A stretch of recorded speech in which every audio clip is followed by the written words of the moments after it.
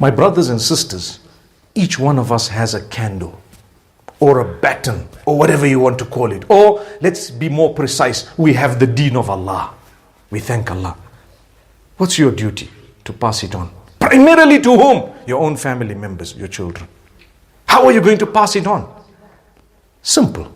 If you're dedicated and determined and you have the help of Allah and you constantly seek the help and guidance of Allah, as we say, Ihdina as-sirat al-mustaqim 17 times or more a day, I promise you, my beloved brothers and sisters, we become conscious of it.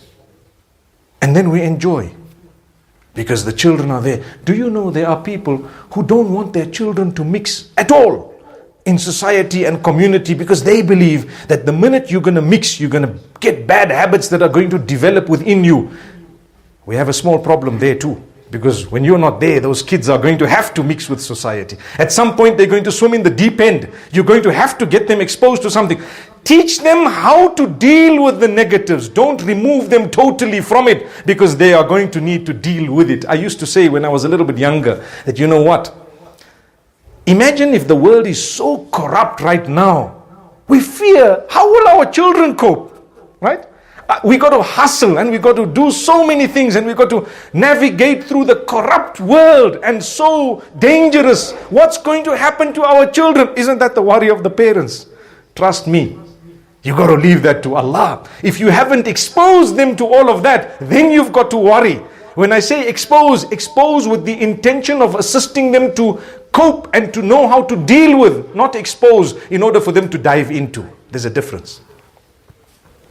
My brothers and sisters, this world belongs to Allah. He created everything that's here.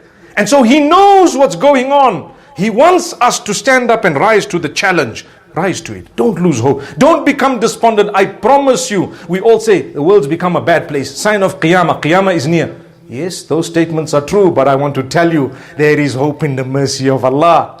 Look at the masjid, how full it is. Look at where it is. Look at how it looks. As I was coming here, I just heard a little bit more about the masjid, that they managed to pay what X, Y, and Z, and they managed to do that. And I said, that is the deen of Allah. It is alive. Here are the mu'mineen. We are alive. We are here. We have a concern. Today I'm talking. Everyone is listening. It's for me and for you. Don't we feel, yes, correct, I need to do a little bit of what was said today. May Allah grant us that goodness.